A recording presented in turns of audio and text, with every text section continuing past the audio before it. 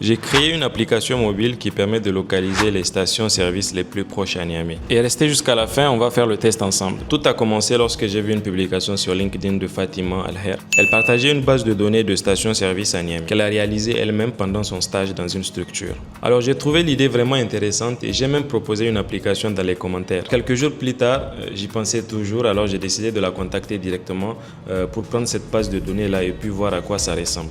Elle m'a automatiquement partagé un fichier JSON. Bon, pour ceux qui ne savent pas, un fichier JSON, c'est un fichier brut qui contient des données qui sont facilement compréhensibles par l'humain et par l'ordinateur. Dès que j'ai reçu le fichier, j'ai commencé à penser un peu au design.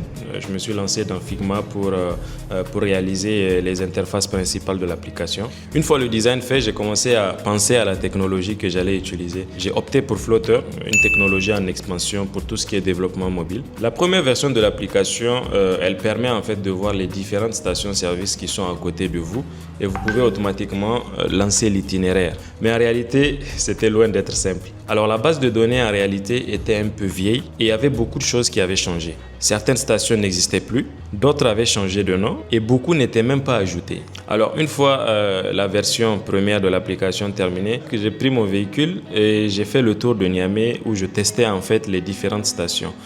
Et c'était la catastrophe parce que souvent il y avait des stations qui avaient changé d'emplacement, il y avait des stations qui n'existaient plus. Il y avait des stations, quand tu arrives, finalement c'est un salon de coiffure qui est là.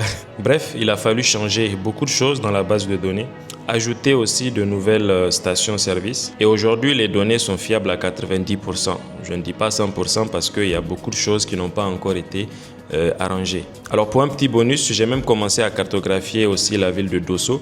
Sur Google Maps, j'avais déjà eu quelques stations, donc je les ai automatiquement ajoutées sur la base de données. Ce qui fait qu'actuellement, on a Niamey et Dosso. Peut-être que la prochaine ville va être Maradi ou Tawa, on ne sait jamais. L'application s'appelle Petrolink. Elle n'est pas encore disponible sur les stores parce qu'elle n'est pas encore terminée, mais ce n'est qu'une question de temps. Alors si vous souhaitez tester l'application avant qu'elle ne sorte, n'hésitez pas à me contacter inbox. Je vous enverrai un lien de téléchargement et vous pouvez installer dès maintenant l'application. Alors voilà un peu à quoi ressemble l'application. Donc là, dès que vous rentrez sur l'application, vous avez automatiquement les stations-service les plus proches.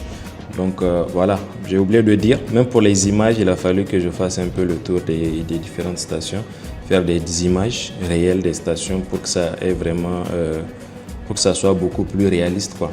Donc là, par exemple, vous êtes sur l'application, vous pouvez donc vous situer.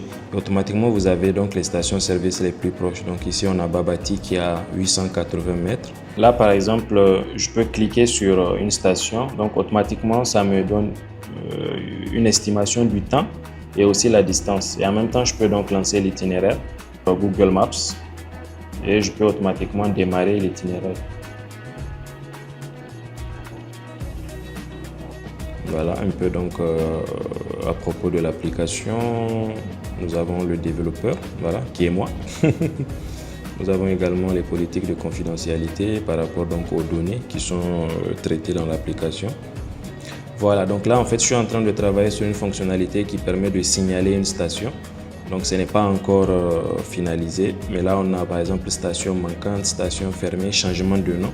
Donc la personne peut prendre une image d'une station par exemple qu'il voit, qui est dans l'application, mais qui doit par exemple changer de nom. Donc il peut signaler ça automatiquement à partir d'ici.